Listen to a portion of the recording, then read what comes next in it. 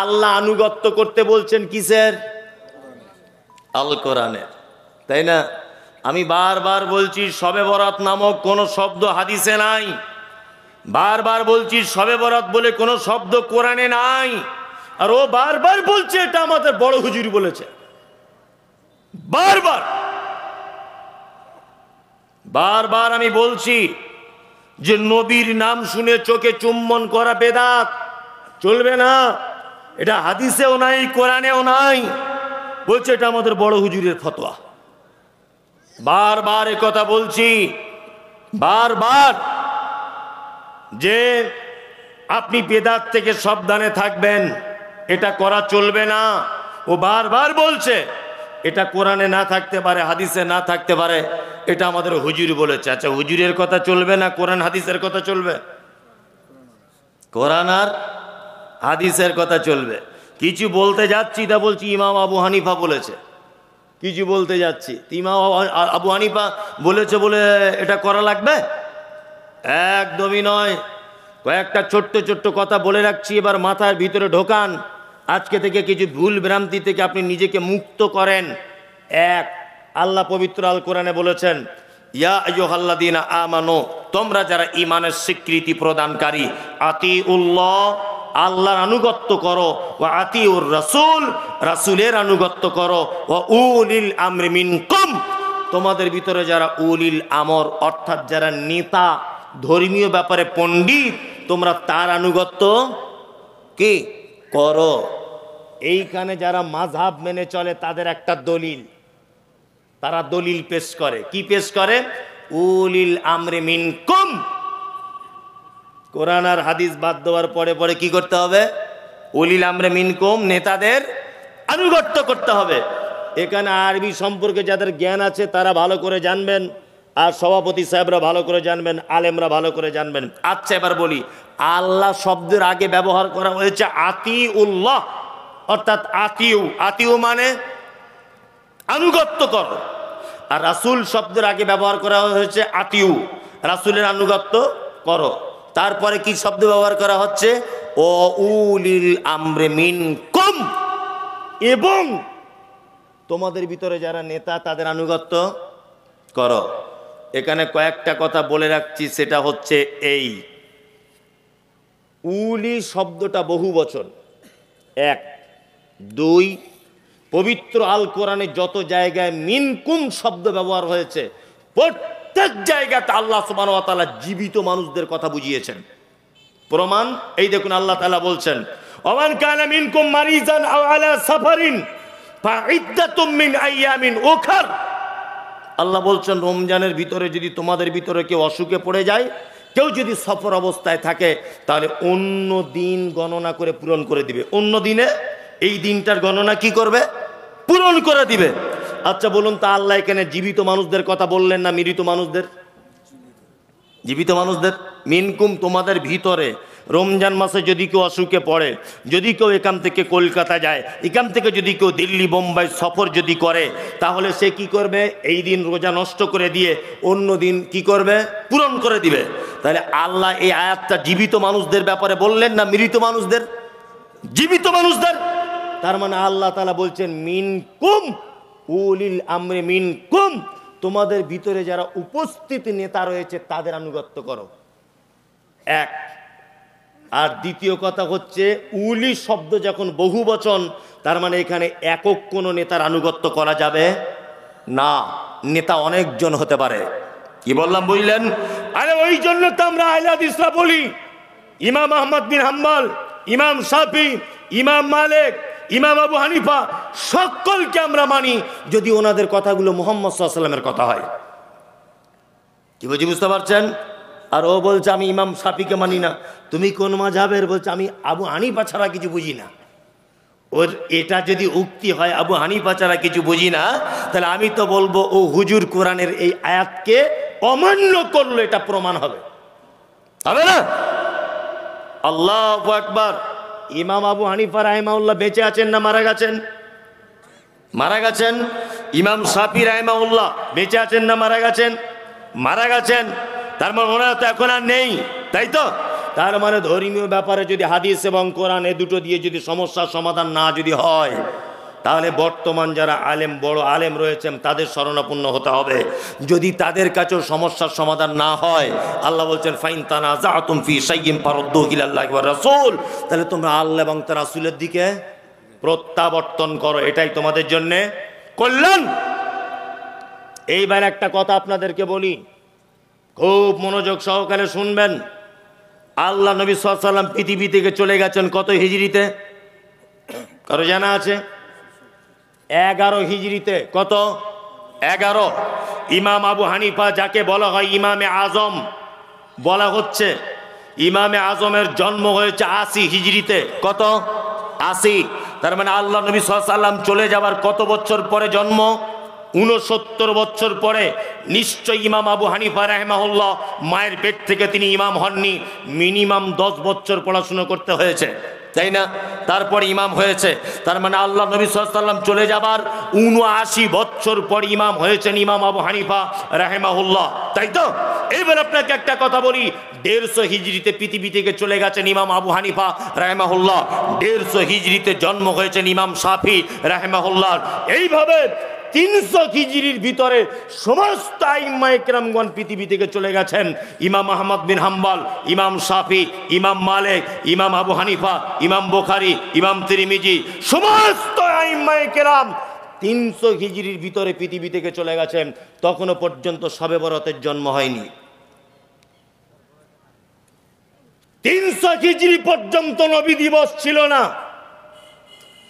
300 হিজরি পর্যন্ত কিয়াম ছিল না, 300 হিজরি পর্যন্ত হালুয়া রুটি ছিল না, 300 হিজরি পর্যন্ত দাঁড়িয়ে ইয়া নবী সালাম আলাইকা ছিল না, 300 হিজরি পর্যন্ত নবীর নাম শুনে চোখে চুম্বন করতে হবে ছিল না। তারও 150 বছর পরে শবে বরাতের জন্ম। তার মানে মুহাম্মদ সাল্লাল্লাহু আলাইহি ওয়াসাল্লাম পৃথিবী থেকে চলে যাবার 450 বছর পরে শবে বরাতের জন্ম। এটা সুন্নত হয় কি করে? সুন্নত কোন জিনিস প্রমাণ করতে গেলে মুহাম্মদ সাল্লাল্লাহু আলাইহি ওয়াসাল্লামকে বেঁচে থাকা অবস্থায় প্রমাণ লাগবে। কি বলছে বুঝতে পারছেন? কিছু বুঝতে পারছেন? কত বড় বিয়াদব! বলছে নবীজির দাঁত ভেঙে দিয়েছিল, নবীজি শক্ত জিনিস খেতে পারেনি, ওই জন্য একটু হালুয়া করে খাই। বলে না? বলে। আপনাকে একটা জিনিস বোঝাচ্ছি, আমি শুনে নেন। আমার বেটা যদি এখন বলে যে আমি আমার বাপের বরযাত্রী গিয়েছি, কথাটা কেমন? চলবে? চলবে না। আচ্ছা, হালুয়া করে কোন মাসে? আরবি শাবান মাসে, তাই না? শাবান মাসে হালুয়া করে 15 তারিখে। আল্লাহ নবী সাল্লাল্লাহু আলাইহি ওয়াসাল্লামের দাঁত ভেঙেছে উহুদের মাঠে। কোন মাসে? শাওয়াল মাসের 7 তারিখে। কোন মাসের?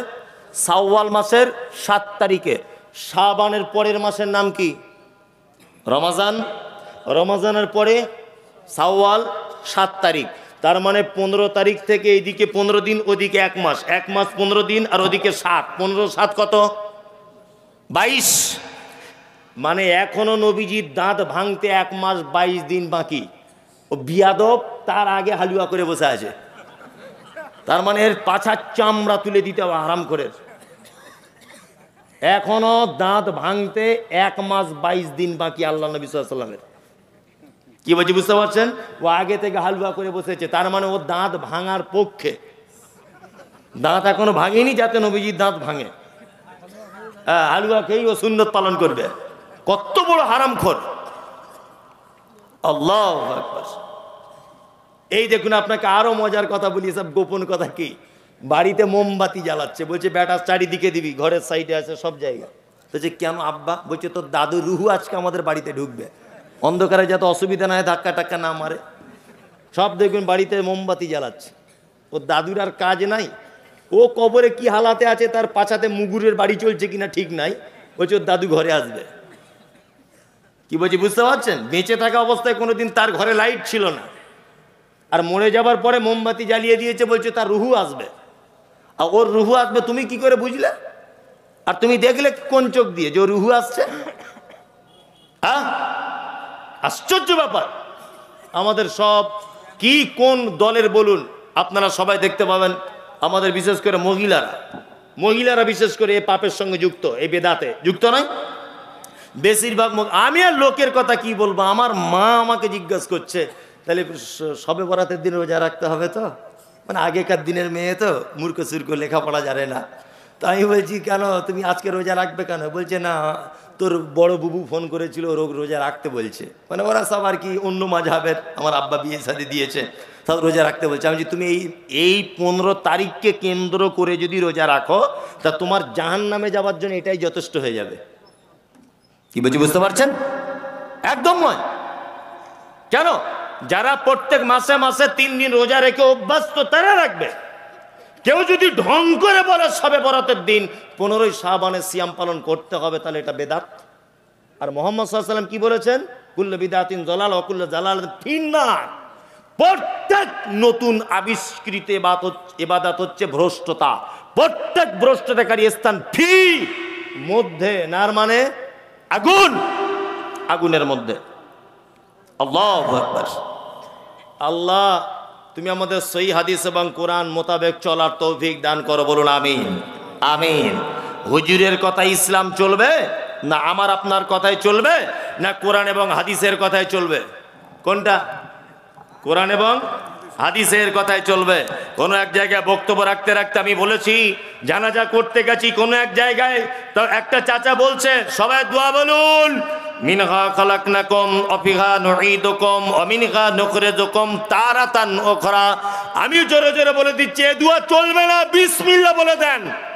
চাচা তখন বলছে মমতাজুল ইসলামের মতো বদমাইশ মৌলভী সাহেব জগতে নাই। আচ্ছা কেন চাচা, কি হলো তোমার? তুমি কত দূর লেখাপড়া শিখেছো? কোরআনের আয়াত মিনহা খালাকনাকুম বললে অসুবিধা কোথায়? বললাম চাচা কোরআনে আছে বলে সব জায়গায় যে বলা লাগবে, তুমি এটা বুঝলে কেমন করে? বলছে কোরআনের আয়াত মানে সব জায়গাতে বলা যাবে। তাহলে তোমার বড় বেটার নাম ফেরাউন রাখো, এটা তো ফেরাউন কোরআনে আছে। বলছে ওটা কেমন কেমন হচ্ছে না? যে কেন কেমন কেমন? তোমার বড় বেটার নাম রাখতে পারতে ফেরাউন, ছোট বেটাটার আবুল আহাব রাখতে পারতে। আবুল আহাবের নামও তো কোরআন মাজিদে এসেছে, তাই না? তার মানে বোঝা যায় কোরআন মাজিদে আছে বলি যে সব জায়গায় বলা যাবে তা নয়। রুকুতে গেলে কি বলি? সুবহান রাব্বিয়াল আযীম। এইটার পরিবর্তে কেউ যদি বলে কুল হুয়াল্লাহু আহাদ আল্লাহুস সামাদ, নামাজ হবে না থাকবে না যাবে? নামাজ বাতিল হয়ে যাবে। কেন? সুবহান রাব্বিয়াল আযীমের থেকে তো কুল হুটা আরো ভালো, ভালো না? কেন নামাজ বাতিল হবে কেন? মানে ওই জায়গাটায় ওইটা সিস্টেম নাই। তাই ওই জন্য সকল দিনী ভাই ও বোনেদের কাছে বিনীত অনুরোধ, আল্লাহ তাআলার ভাষা শুনুন। আল্লাহ বলছেন ইত্তাবিউ, তোমরা আনুগত্য করো, মা উনজিলা ইলাইকুম মির রাব্বিকুম, রবের পক্ষ থেকে যেটা অবতীর্ণ করা হয়েছে অর্থাৎ আল কোরআন। আর অন্য আয়াত অনুযায়ী বোঝা যায় মুহাম্মদ সাল্লাল্লাহু আলাইহি ওয়াসাল্লামের কথাবার্তা, সহিহ হাদিস, এই দুটো ছাড়া আর আমল করার মতো বা মান্যতার যোগ্য কোনো বই পৃথিবীতে আর নাই। এইবার আপনাদেরকে মজার কয়েকটা কথা বলে দিই, দিয়ে চলে যাব। এক, আল্লাহ তারপরে বলছে ওয়ালা তাত্তাবিউ মিন দুনিহি আউলিয়া, আর ওলিয়া আউলিয়াদের আনুগত্য করবে কি না? এই আল্লাহর ওলি বুঝেন তো কাদের বলে? আল্লাহর ওলি হওয়া সহজ না কঠিন? ওই বলছে কঠিন, মানে ওনাকে ভাবারও হয়েছে কঠিন।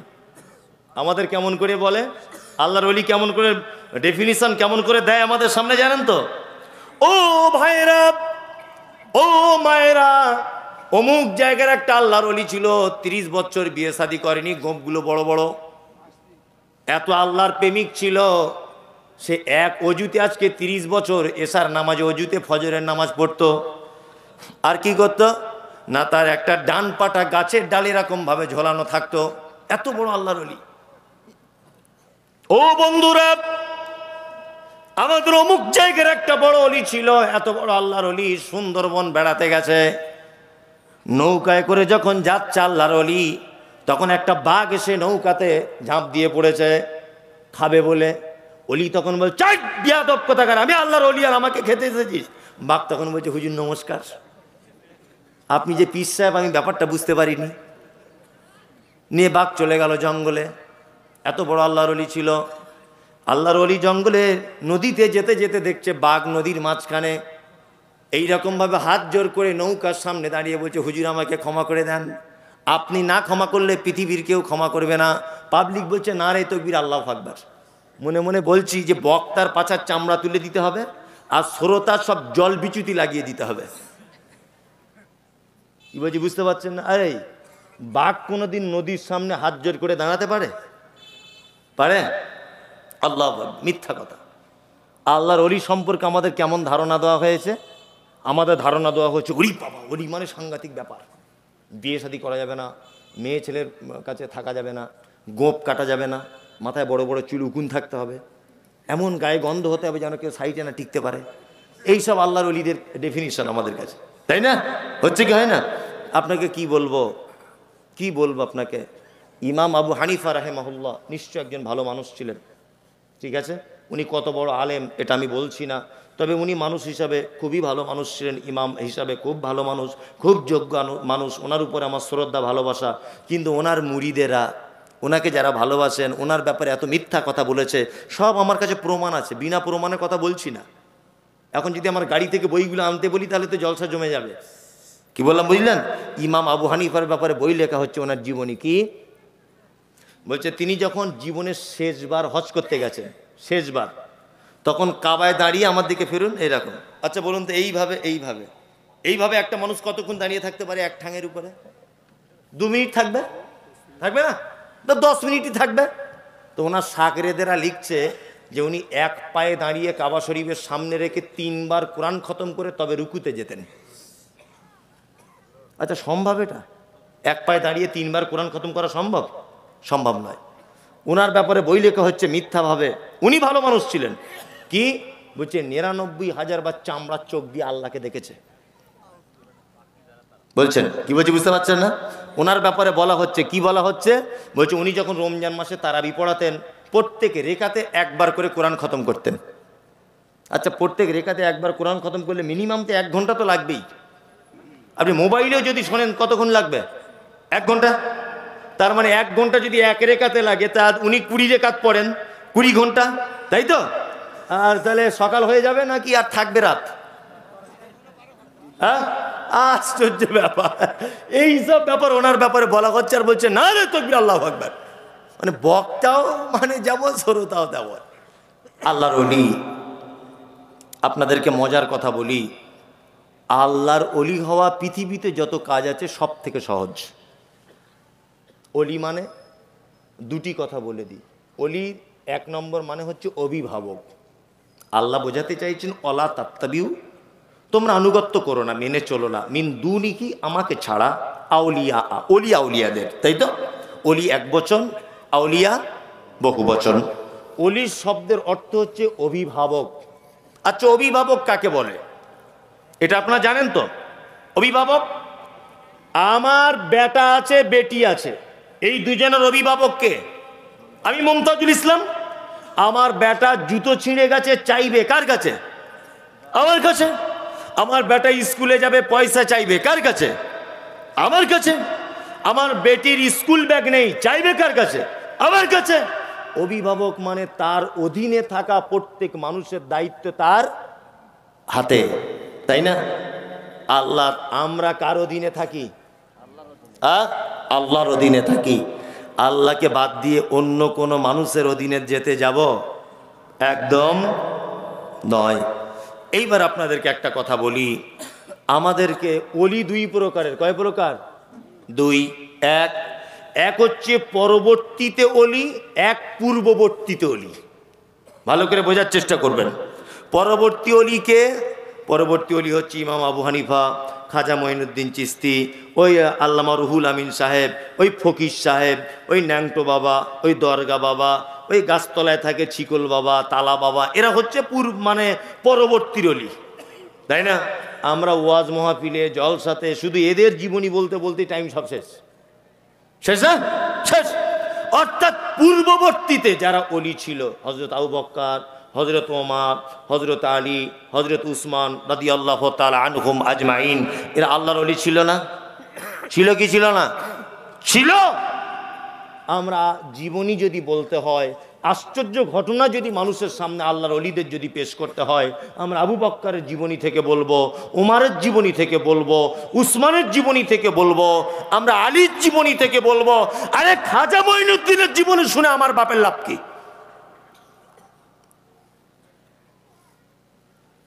ফুরফুরা শরীফের পীর সাহেব দাদা হুজুর, ওনার জীবনী শুনে আমার লাভ কি? ইমাম আবু হানিফার জীবনী শুনে আমার লাভ কি? কোনো লাভ নেই। 3 ঘন্টা ধরে বক্তব্য রাখছে শুধুমাত্র খাজা মঈনুদ্দিন চিশতির জীবনী দিয়ে। কে বলেছে বক্তব্য রাখতে খাজা মঈনুদ্দিন চিশতির জীবনী দিয়ে? এই জীবনী শুনলে কোনো নেকি হবে? 10 পয়সা নেকি নেই। পৃথিবীতে 4 শ্রেণীর মানুষ আল্লাহ তাআলার পক্ষ থেকে প্রাইজ প্রাপ্ত। 1, আনা আমাল্লাহু মিনান নাবিয়্যিনা ওয়াস সিদ্দিকিনা ওয়াশ শুহাদাই ওয়াস সালিহিন। 1 নবীগণ, 2 সাহাবায়ে কিরামগণ, 3 শহীদগণ, 4 সালিহিন সৎ কর্মপরায়ণ যারা তারা। এই 4 শ্রেণীর মানুষ ছাড়া তৃতীয় কোনো ব্যক্তির আর গল্প শোনা যাবে না। চলুন, আল্লাহর ওলি মানে আশ্চর্য ঘটনা, আমরা যেটা জানি, তাই না? জি, সাহাবীদের জীবনে আশ্চর্য ঘটনা ঘটেনি?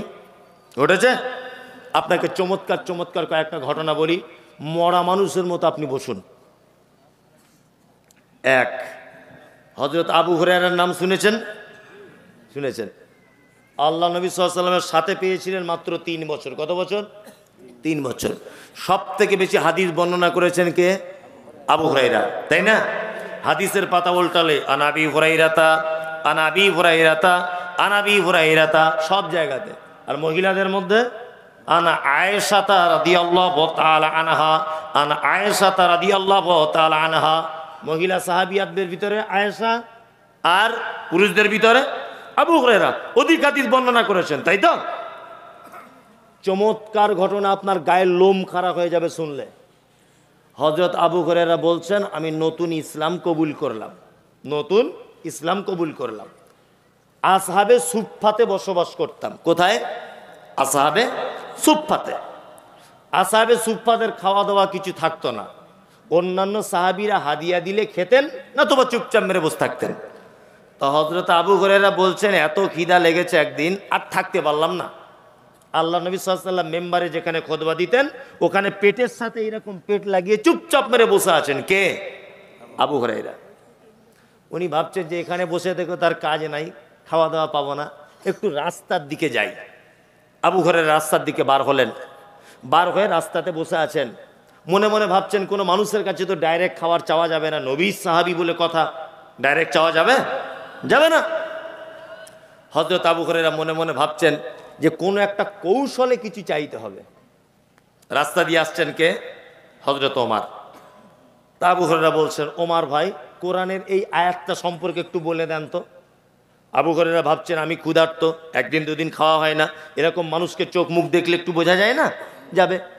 ওমর বিচক্ষণ মানুষ, হয়তো আমার দিকে দেখলে বুঝতে পারবে যে ক্ষুধার্ত। হযরত ওমর কি করলেন? আবু হুরায়রার দিকে তাকালেন, কোরআনের আয়াতটা বললেন, চলে গেলেন। আবু হুরায়রা মনে মনে ভাবছেন, তাহলে চালাকি আর কাজ হলো না, চালাকি আর কাজ হলো না। দ্বিতীয়বার আসছেন কে? আবু বকর সিদ্দিক রাদিয়াল্লাহু তাআলা আনহু। তিনি আসছেন।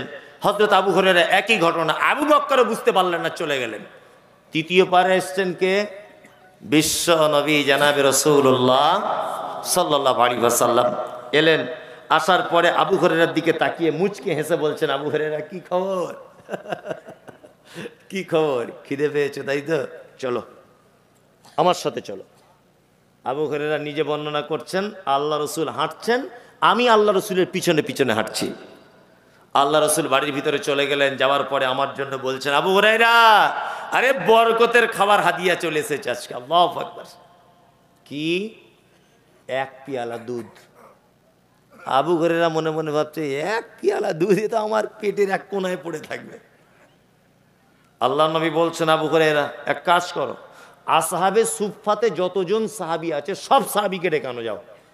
আবু হুরায়রা তো মন আরো খারাপ, 1 পেয়ালা দুধ। আল্লাহ রাসূল আবার আমাকে না দিয়ে আবার অন্যান্য সাহাবীদেরকে ডাকতে বলছেন, এ কেমন কথা? কি বললাম বুঝলেন? কেউ কেউ মত প্রকাশ করেছে যে আসহাবে সুফফাতে তখনকার দিনে প্রায় 150 জনের কাছাকাছি সাহাবী ছিল, তবে এ মত সঠিক নয়। কি বললাম বুঝলেন? 150 জনের কাছাকাছি, 150 জন বাদ দেন, 50 জন ধরুন সাহাবী। নবীজি বলেছেন আবু হুরায়রা তো দেরি করতে পারছেন না, চট জলদি চলে গেলেন আসহাবে সুফফা সব সাহাবীকে আনলেন। আল্লাহ নবী সাল্লাল্লাহু আলাইহি ওয়াসাল্লাম আসহাবে সুফফা সাহাবীদেরকে আনলেন বাড়িতে ডেকে, আর পেয়ালাটা আবু হুরায়রাকে দিয়ে বললেন সবাইকে একবার একবার করে পান করতে বলো। আবু হুরায়রা একজনকে যখন পেয়ালা দিয়েছে মনটা খুব খারাপ, যে আল্লাহ রসুল যদি আমাকেও প্রথম পেয়ালাটা দিত তবু এক হতো, এই যা কেস, তাহলে আমি আর দুধ পাবো না। আবু হুরায়রা বলছেন এক এক করে দুধ আমি পান করাতে লাগলাম। একদম সহি হাদিস এটা। এক এক করে সব সাহাবীর দুধ পান করা হয়ে গেল। আল্লাহ রসুল এবার আবু হুরায়রাকে বলছেন, আবু হুরায়রা তুমি দুধ পান করো। আবু হুরায়রা তখন খুব লোভে লোভে আর কি দুধ পান করছেন। দুধ পান করে পেট ভর্তি। তখন আল্লাহ রসুল সাল্লাল্লাহু আলাইহি ওয়াসাল্লাম আবার বলছেন, আবু হুরায়রা আবার পান করো। আবু হুরায়রা বলছেন, আল্লাহ রসুল আমার তো আর পজিশন নাই। আবু হুরায়রা আবার একটু পান করলেন। আল্লাহ রসুল বলছেন, আবু হুরায়রা আবার করো। আবু হুরায়রা বলছে, আল্লাহ রসুল আর কোনো মতেই জায়গা খুঁজে পাচ্ছি না, পেটে আর জায়গাই নাই। কি বলছি বুঝতে পারছেন না? আল্লাহ নবী সাল্লাল্লাহু আলাইহি ওয়াসাল্লাম নিজে দুধ পান করলেন। এবার আপনাকে আমি বলছি, এক পেয়ালা দুধ 100 থেকে 150 জন মানুষ খাওয়া সম্ভব না অসম্ভব? আল্লাহ চায় সম্ভব, ওটা আলাদা বিষয়। দুনিয়াবি দৃষ্টিতে সম্ভব না অসম্ভব? অসম্ভব। প্রথমত কথা মনে রাখতে হবে যে এটা নবীজির একটা মুজিজা। 1 2 এই ঘটনা থেকে শিক্ষা নেন। 2 নম্বর শিক্ষা কি? সাহাবীদের ভিতরে এবং নবীজিদের ভিতরেও অলৌকিক কিছু ঘটনা ঘটে ছিল। নাম্বার 3, মুহাম্মদ সাল্লাল্লাহু আলাইহি ওয়াসাল্লামের চরিত্রে দেখুন। আল্লাহর নবী তো চাইলে, তখনকার দিনে তিনি নেতা, নেতা না নেতা, তখন তিনি চাইলে তো ঘরের ভিতরে টুক করে দুধটা পান করে নিয়ে আবু হুরায়রাকে বলতে পারতেন ঘরে কিছুই নাই, বলতে পারতেন না? নতবা এটা তো করতে পারতেন, নিজে পান করতেন, আবু হুরায়রাকে পান করতেন, দিয়ে শেষ করে দিতেন, তাই না? তার মানে বোঝা যাচ্ছে নেতা শুধু হলে হবে না, নেতার অধীনে যত মানুষ থাকবে সবাইকে ভাগ বিলি বন্টন করে তবে খেতে হবে, তাই না? আমাদের নেতারাও তাই করে, তো তাই করে, পায়খানা ঘরের টাকা মেরে খেয়ে নিয়েছে। আশ্চর্য ব্যাপার। হ্যাঁ, সরকার পায়খানা ঘরের জন্য টাকা দিয়েছে 3000, ওতেও দেখছি ও মোটামুটি খেয়ে নিয়েছে 900 টাকা, 2500। আশ্চর্য। গরিব মানুষের একটা ঘর এসেছে, গরিব মানুষের, সরকার টাকা দিয়েছে, ও আবার রাতের অন্ধকারে গিয়ে বলছে 10,000 যদি না দিবি তোর নাম কেটে ফটিকের নাম তুলে দিব। ও ভয় করছে যে 1 লাখ টাকা গরিব মানুষ পাবো, যদি আমার নাম কেটে দেয় তাহলে বিপদ। কি বলছি বুঝতে পারছেন না? ও ভয়ে ভয়ে 10,000 টাকা মেরে দিয়েছে। কি বলবো আপনাকে, আল্লাহু আকবার। এরকম নেতা পশ্চিম বাংলাতে আছে। একজন মানুষ মর্মান্তিক অবস্থা, মারা যাচ্ছে, নার্সিংহোমে নিয়ে যাওয়া হলো, তা নার্সিংহোমে ভর্তি নিচ্ছে না। কোনো একজন নেতা ফোন করে দিয়েছে যে ভর্তি নেন, এটা আমার রুগী। যখন নার্সিংহোম থেকে বার হচ্ছে রুগী, বিল হয়েছে 30,000। গরিব মানুষ দিতে পারছে না, যে আমি দিতে পারবো না, 30,000 আমার পক্ষে সম্ভব নয়। তখন নার্সিংহোমের মালিক বলছে আপনি যদি ডাইরেক্ট আমাকে ফোন করতেন তাহলে ওটা 20,000 হয়ে যেত। আপনি যাকে দিয়ে ফোন করিয়েছেন ওর জন্য 10,000 রাখতে হবে যে। এই হচ্ছে নেতার চরিত্র। এরকম নেতা আছে? আল্লাহু আকবার, আল্লাহ, এটা আমাদের নেতাদের চরিত্র। আমি পৃথিবীতে এরকম নেতা দেখিনি যে জোর করে বলে আমার টিকিট না দিলে পার্টি পরিবর্তন করে দিব, আছে না? আল্লাহ, এই তো পঞ্চায়েত ভোটে প্রধান হবে, একটা গ্রামের মেম্বার হবার জন্য 10 লাখ 15 লাখ টাকা দিয়ে টিকিট কিনেছে, কিনেছে না? কেন এত টাকা দিয়ে টিকিট কিনতে হয় কেন? মানুষ বুঝে না? আগে আন্ডার প্যান্ট পরে ঘুরতে, এখন বুলেট গাড়িতে ঘোরে। টাকা কি ওর ছাপাখানা, ওর বাপের কল আছে? মানুষ বোঝে না। আগে ওকে মানে কেউ চিনত না ওকে, আগে বাজারের লোক। এখন 4 চাকা গাড়ি করে ঘুরছে, মানুষ বুঝে না এগুলো টাকা কোথা থেকে আসে। ও কি, কোন প্রফেসর, কোন কলেজে চাকরি করে, এত টাকার মালিকও বর্তমানে। হ্যাঁ, এই করছে নেতার চরিত্র। আর আমরা মানুষ এই নেতাদের ব্যাপারে ভোটের আগে কি স্লোগান দিই? আমাদের নেতার চরিত্র ফুলের মতো পবিত্র, এবার ভোটে জিতবে কে, অমুক ছাড়া আবার কে। তুমি যে নেতার সার্টিফিকেট দাও তার চরিত্র ফুলের মতো পবিত্র, ও সকালে একরকম কথা বলে, বিকেলে আর এক রকমের বলে। বড় ভাইকে একরকম কথা বলে, ছোট ভাইকে একরকম নিয়ে ঝামেলা লাগিয়ে দেয়। বিচার করার সময় দুজনের কাছে টাকা খেয়েই বলে তোর পক্ষেই রায় দিয়ে দেবো। এই হচ্ছে বর্তমান অবস্থা নয়?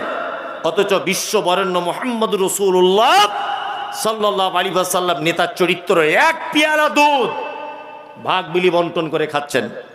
কি বললাম বুঝলেন? চলুন, এ হাদিসের এটা শিক্ষা। দ্বিতীয় আর একটা চমৎকার ঘটনা আপনাদের সামনে পেশ করছি, অলৌকিক ঘটনা যেটা সাহাবীদের ভিতরে ঘটেছে। এক খন্দকের যুদ্ধ হয়েছিল, নাম শুনেছেন? খন্দকের যুদ্ধ। আল্লাহ নবী সাল্লাল্লাহু আলাইহি ওয়াসাল্লাম খন্দকের যুদ্ধের ব্যাপারে খুব চিন্তিত ছিলেন, খুব চিন্তিত। কারণ এইদিকে বেরোন, খন্দকের যুদ্ধের পজিশনটা প্রথমে আপনাকে বলি, বুঝতে সুবিধা হবে। এই গ্রামটার নাম কি? কিশোরীতলা। কিশোরীতলা হচ্ছে এইখানে মুসলিমদের ঘাঁটি, আর পলাশিতে হচ্ছে মুশরিকদের ঘাঁটি। ভালো করে বুঝবেন। আর যুদ্ধটা হবে কোথায়? না, যুদ্ধটা এই জায়গাটাতেই হবে, ধরে নেন এই জায়গাটাতেই হবে যুদ্ধটা। মুসলিমরা সংখ্যায় কম, মুশরিকরা সংখ্যায় বেশি। আল্লাহ নবী সাল্লাল্লাহু আলাইহি ওয়াসাল্লাম চিন্তা করছেন, তাহলে আমার সাহাবীগুলোকে সব শেষ করে দিবে মেরে, কি করা যায়? সালমান ফার্সি বলে একজন যুবক ইয়াং সাহাবী আল্লাহ নবীকে বলছেন, আল্লাহ নবী এক কাজ করলে হয় না? তা বলছে কি? বলছে আমাদের আর ওদের মাঝখানে একটা খাল যদি আমরা কেটে দিই। এই ঘটনাটা মন দিয়ে শুনুন। খাল যদি কেটে দিই তাহলে মনে হয় ভালো হবে। আল্লাহ রসুল বলছেন খাল কেটে দিলে উপকার কি? বলছে ওরা যদি আমাদেরকে আঘাত করতে আসে তাহলে খালে নেমে উঠে তবে তো আমাদেরকে মারবে। ওরা যখন খালে নামবে উপর থেকে আমরা আঘাত করব। আল্লাহ রসুল সাল্লাল্লাহু আলাইহি ওয়াসাল্লাম বলছেন ঠিক ঠিক বলেছো তুমি, চলো চলো সাহাবীরা চলো, খাল খুঁড়তে হবে, চলো। বাড়ি থেকে দা কুড়ুল গাঁইতি যার যেমন মালপত্র আছে সাহাবায়ে কেরামগণ সব খন্দকের পরিখা খনন করতে গেলেন। বিশ্বনবী গলার আওয়াজ উঁচু করে দিয়ে বললেন, এই খন্দকের যুদ্ধ যতদিন না পর্যন্ত শেষ না হবে একজন সাহাবী বাড়ি যেতে পাবে না। দুই নম্বর যারা নতুন বিবাহ করেছে প্রয়োজনে তারা শুধু বাড়ি যাবে, আর কেউ বাড়ি যাবে না। গর্ত খনন করার কাজ চলছে। আল্লাহু আকবার। মক্কা মদিনা আপনারা জানেন পাথরিয়া জমিন, সাহাবেগণ গাঁইতি মারছেন, খুব জোরে জোরে গাঁইতি চালাচ্ছেন, পাথরগুলো ভেঙে টুকরো টুকরো হয়ে মাটি খুঁড়ছেন সাহাবায়ে কেরামগণ। আল্লাহ নবী সাল্লাল্লাহু আলাইহি ওয়াসাল্লাম নিজে এখানে উপস্থিত ছিলেন। সাহাবীগণ বলছেন যে একটা পাথরের উপরে গাঁইতি মারছি, পাথরটা ভাঙতে পারছি না, এত বড় পাথর। সহিহ হাদিস থেকে বলছি ঘটনা, এত বড় পাথর। সাহাবীগণ বললেন আমাদের দ্বারা সম্ভব নয়, আল্লাহর নবীকে একটু ডেকে আনলে হয় না? নবীজি যদি হাতুড়ি দিয়ে মারেন হয়তো ভেঙে যেতে পারে। বিশ্বনবীকে ডাকা হলো। বিশ্বনবী মুহাম্মদ রাসূলুল্লাহ সাল্লাল্লাহু আলাইহি ওয়াসাল্লাম এলেন, হাতে একটা গাঁইতি কুরুল কোদাল কিছু একটা নিয়ে পাথরের উপর আঘাত করলেন। সমস্ত সাহাবীরা যে পাথর ভাঙতে পারছিলেন না, নবীজি একবার আঘাত করার পরে একদম ধুলোর মতো উড়ে চলে গেল পাথর। হযরতে জাবের বলে একজন সাহাবী, তিনি বলছেন যে আল্লাহ রাসূল সাল্লাল্লাহু আলাইহি ওয়াসাল্লাম পাথরে মারার জন্য যখন হাত তুললেন, আমি নবীজির পেটের দিকে তাকিয়ে দেখলাম নবীজির পেটে পাথর রাখা আছে। হযরতে জাবের এই দৃশ্য দেখে নবীজিকে জিজ্ঞেস করে বলছেন, আল্লাহ রাসূল আগে তো কোনোদিন দেখিনি আপনার পেটে পাথর, আজকে কেন? বিশ্বনবী বললেন, জাবের আসলে এত খিদা লেগেছে যে সহ্য করতে না পেরে পেটে পাথর রেখেছি, যাতে পেটটা একটু ভারী ভারী অনুভব হয়, কষ্ট কম হবে। আল্লাহু আকবার। হযরতে জাবের নবীজির পেটে পাথর দেখে আর স্থির থাকতে পারলেন না। নবীজিকে বলছেন, জাবের আল্লাহ রসুল আপনি একটু আমাকে অনুমতি দেন, আমি বাড়ি যাব। আল্লাহ রসুল বলছেন, জাবের বাড়ি চলে যাও। হযরতে জাবের বাড়ি গেলেন, বিবিকে ডেকে বলছেন তাড়াতাড়ি করে এসো। আশ্চর্য ঘটনা, আমি নিজে চামড়ার চোখে দেখলাম বিশ্ব নবীর পেটে পাথর রাখা আছে। বাড়িতে কিছু খাবার আছে?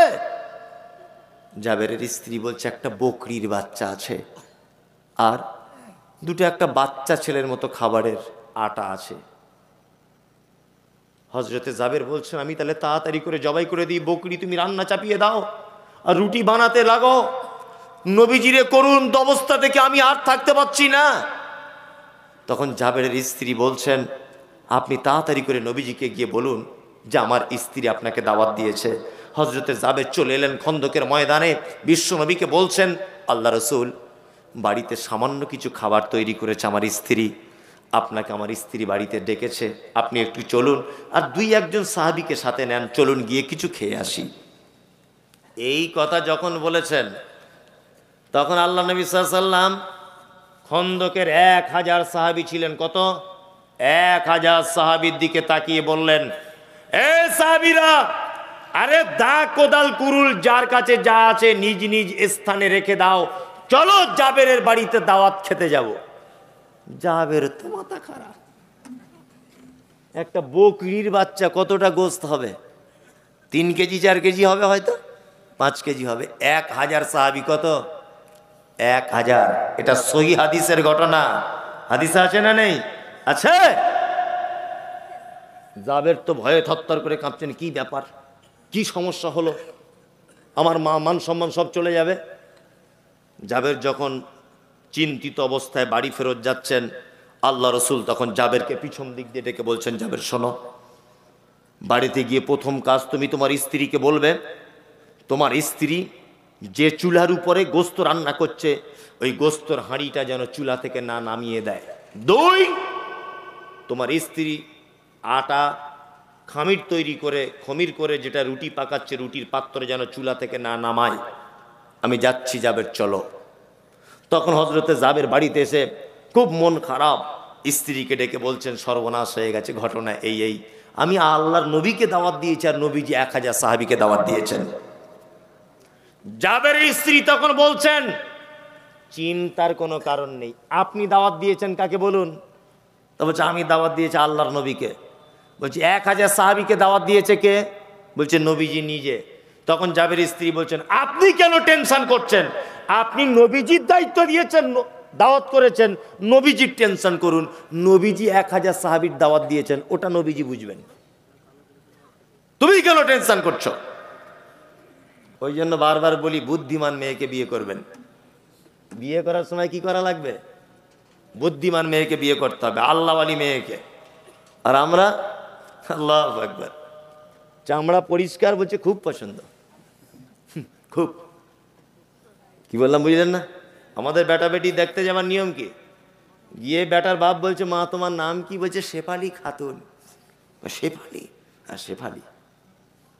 আচ্ছা, তোমার ভাই আছে মা? না, আমার ভাই নেই, আমি বাপের একটা বেটি। তোমার আব্বা কি করে? না, আমার আব্বার ওই বাজারে 4টে দোকান আছে, আর আমার আব্বার 4টে লরি আছে। বলছে তাই নাকি? বলছে হ্যাঁ। মানে ও ভাবছে মনে মনে যে ওর বাপের 4টে লরি আর 4টে দোকান, মানে ওর বাপের বয়স হয়ে গেছে, ওর বাপ মরে গেলেই সব জমি আর গাড়ি আমার বেটার হয়ে যাবে, ও এইটা ভাবছে। খুব পছন্দ। মেয়েটাকে তখন লাস্টে জিজ্ঞেস করছে, মা তুমি পড়াশুনো করেছো? বলছে হ্যাঁ, বিএ পাস করে। বলছে আর কলেজে যাও না? বলছে না, কলেজে আর যাচ্ছি না। বলছে তাহলে এখন কি করছো? বলছে এখন মাঝে সাঝে টিকটকে ভিডিও করে ছাড়ি। চাচা বাড়ি এসে ওর বউকে বলছে, সাংঘাতিক বৌমা দেখেছি গো। বলছে কেমন বৌমা? বলছে শুধু বৌমা না, টিকটকের নায়িকাও বটে। মোবাইলটা খুলে দেখো, বাড়ি এলে ছেলেকে বলবে টিকটকের নায়িকা। চামড়া পরিষ্কার, দেখতে খুব সুন্দরী। চামড়া পরিষ্কার বলে সুন্দরী নয়। আল্লাহ নবী সাল্লাল্লাহু আলাইহি ওয়াসাল্লাম বলেছেন, নারীকে 4টে গুণ দেখে বিয়ে করো। কটা? 4টে বৈশিষ্ট্য। 1, সে সুন্দরী কি না। এখানে একটা প্রশ্ন আলেম ওলামার আজও পর্যন্ত বলেছে কি জানা নেই। সুন্দরী বলতে কি? যে মেয়েটার দাঁত উঁচু, চোখটা টেঁড়া, ওই মেয়েটা আল্লাহ নবী সাল্লাল্লাহু আলাইহি ওয়াসাল্লামের এই হাদিসের উপর আঙুল তুলতে পারে কি পারে না? পারে। যে মেয়েটা বেঠে, যে মেয়েটা কালো, আফ্রিকার মতো কুচকুচে কালো, ও তো সুন্দরী নয় আমাদের দৃষ্টিতে। কিন্তু নবীজি বলেছেন সুন্দরী মেয়েকে বিবাহ করো। আদেও সুন্দরী বলতে কি বোঝানো হয়েছে সেটা দেখতে হবে। কাজী নজরুলের ভাষা মনে পড়ে যায়, দেখিতে পলাশ ফুল অতি মনোহর, গন্ধ বিনে সবে তারে করে অনাদর। যে ফুলের সৌরভ নেই, কিসের সে ফুল? কদাচ তাহার মনে মজে না বুলবুল। পলাশ ফুল দেখতে পাওয়া যায়, বাজারে বিক্রি হয় না, কেউ কিনেও নেয় না। গোলাপ ফুল খুব দাম, তাই না? ভ্যালেন্টাইন্স ডে একবার শুধু নিয়ে আই লাভ ইউ বলবে 100 টাকা দাম, 250। একবার আই লাভ ইউ বলে, আই লাভ ইউ 2 বলতেও পারে, নাও পারে, ভরসা নেই, তারপরেও 250 টাকা পিস, তাই না? তার মানে দেখতেও যত সুন্দর, ওর সেন্ট তত ভালো, তাই না? ওই জন্য বলছি, চামড়া পরিষ্কার হলে সুন্দরী নয়। চামড়া সাদা হলে যদি সুন্দরী হতো, তাহলে আমি মনে করব কালো আঙ্গুরের থেকে মূলর দাম বেশি হতো, তাই না? সাদা হলেই যদি দাম বেশি হতো, আপেলের থেকে মূলর দাম বেশি হতো না? এই কালো আঙ্গুর দেখতে ভালো না মূলো দেখতে ভালো? মূলো কত কেজি? কত? 10 টাকা। কেউ খাই না, খায়? অথচ কালো আঙ্গুর এখন 400 টাকা কেজি, জান, তাই না? সিলভার কাপ মাছ 100 টাকা কেজি, সাদা চকচক চকচক করে, তাই না? আর দেশি মাগুর 1000 টাকা কেজি। কালো না সাদা? কালো। তার মানে বোঝা যায় কালো বলেই যে খারাপ তা নয়, গুণ যার বেশি দাম তার বেশি, ইমানদারিতা যার বেশি দাম তার বেশি। বেলাল হাবশি, ইথিওপিয়াতে তার বাড়ি, হযরতে বেলালের ইথিওপিয়াতে বাড়ি। বেলাল মাথার চুলগুলো পাখির বাসার মতো কালো, কুচকুচ কুচকুচ কুচকুচ করে বেলালকে। ইমানদারিতার দিক দিয়ে কি উজ্জ্বল নক্ষত্র নয়? উজ্জ্বল নক্ষত্র। আবু জাহেল, আবুল আহাব, জি জানা আছে? দেখতে কেমন ছিল? তখনকার দিনে মক্কা মদিনার আরব দেশের সব থেকে সুন্দরী, সব থেকে সুন্দরের উপাধি পেয়েছিলেন, তার নাম আবুল আহাব। কি বললাম বুঝলেন? সব থেকে সুন্দরী, সুন্দর, কিন্তু ইমান ভিতরটা খারাপ। টিকতে পারবে আল্লাহর দরবারে? বেলাল টিকতে পারবে? টিকতে পারবে। এই যে কথা বলছিলাম, জাবেরের স্ত্রী কথা বলছেন, নবীজি দাওয়াত করেছেন সাহাবীদের, নবীজি বুঝবেন। আল্লাহ নবী 1000 সাহাবীকে নিয়ে জাবেরের বাড়িতে ঢুকছেন। ঘটনাটা শুনুন, কত চমৎকার। আল্লাহ নবী সাল্লাল্লাহু আলাইহি ওয়াসাল্লাম জাবেরকে বলছেন, জাবের এক কাজ করো, কই কোথায় হাঁড়ি কুড়ি আসে বলো। জাবের বলছেন, ওই দেখুন গোস্তের, এই দেখুন রুটির। আল্লাহ নবী সাল্লাল্লাহু আলাইহি ওয়াসাল্লাম জাবেরকে একটা নিয়ম বলে দিলেন, 10 জন করে সাহাবী ভিতরে ঢোকাও। কতজন করে? 10 জন। জাবের 10 জন করে সাহাবী ঢোকাচ্ছেন, গোস্ত রুটি দিচ্ছেন, আল্লাহ রসুল খাচ্ছেন, চলে যাচ্ছেন। এইভাবে 1000 সাহাবীর পেট ভর্তি হয়ে গেল। বিশ্বনবী বলছেন, জাবের তুমি রুটি খাও, তোমার পরিবারকে খাওয়াও। হযরতে জাবের বলছেন, আমি রুটি খেলাম, আমার পরিবারকে খাওয়ালাম। জাবের বলছেন, ইয়া রাসূলুল্লাহ, কে রুটি তো এখনো যেমন তেমনকার আছে, গোস্ত যেমন তেমনকার আছে, ওদার নবী বাকিটা কি করব? বিশ্ব নবী বলছেন, জাবের তোমার প্রতিবেশীদের ভিতরে রুটি তরকারি বিলি বন্টন করে দাও। হযরতে জাবের বলছেন, আমার প্রতিবেশীদের ভিতরে বিলি বন্টন করে দিলাম, তারপরেও যেন যেমনকার মাল তেমন আছে। হযরতে জাবের বলছেন, সেই দিনকার গোস্ত রুটি যদি গোটা মদিনা শহরবাসীকে আমি যদি বিলি বন্টন করে দিতাম, গোটা মদিনার মানুষ যেন খেয়ে পরিতৃপ্ত সহকারে তার ক্ষুধা নিবারণ হয়ে যেত, তাও যেন কম হয়ে যেত না। আল্লাহু আকবার। কতটা বকরি? একটা বাচ্চা, আর রুটি 2-3টে বাচ্চা ছেলে। আমরা যদি অলৌকিক কোনো ঘটনা যদি শুনতেই হয় আল্লাহর ওলিদের, আমরা এইগুলো শুনবো, তাই না? হাদিস থেকে শুনবো, তাই না? জি, এর থেকে আপনি শিক্ষা গ্রহণ করুন। আপনাকে আমি বলে দিচ্ছি কয়েকটা কথা। সেটা হচ্ছে এই যে আপনার স্ত্রী আপনার বাড়িতে বরকত না হবার কয়েকটি কারণ বলে দিব। ছোট্ট কথা আমল করুন, আমি আর 5 মিনিট আছি। 1, বাজার থেকে যদি আপনি 1 কেজি গোস্ত কেনেন, আপনার স্ত্রীকে বলবেন 750 গ্রাম রান্না করতে, 250 গ্রাম ফ্রিজে ঢুকিয়ে রাখতে, বরকত হবে। কি বললাম বুঝলেন? বাড়ি থেকে বেগুন, বাজার থেকে বেগুন এনেছেন 4 পিস, 3 পিস রান্না করুন, 1 পিস রেখে দেন।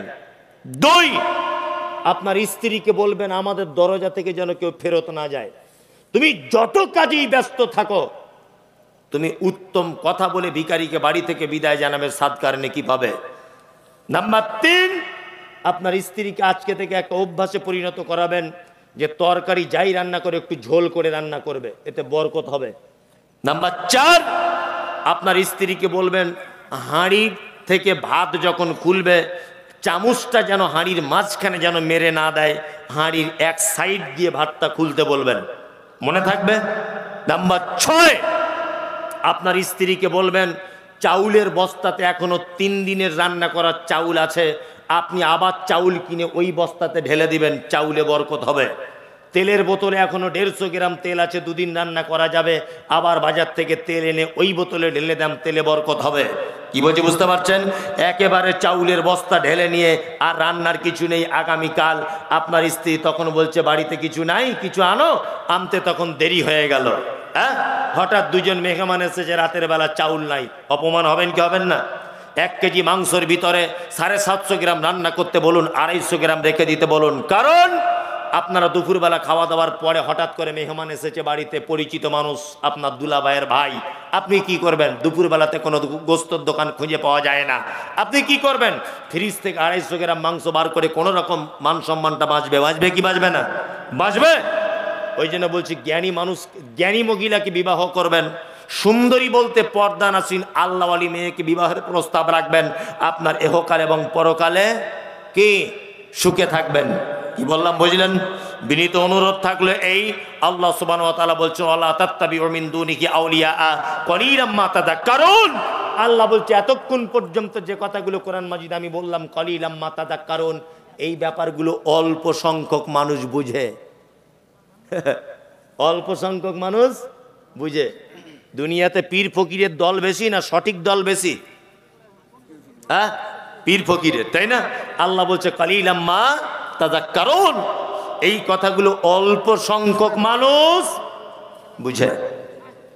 এখানে যারা বসে আছেন সকল দিনই ভাই এবং বোনেদের কাছে বিনীত অনুরোধ, ছোট্ট ছোট্ট করে কয়েকটা কথা বলে রাখছি।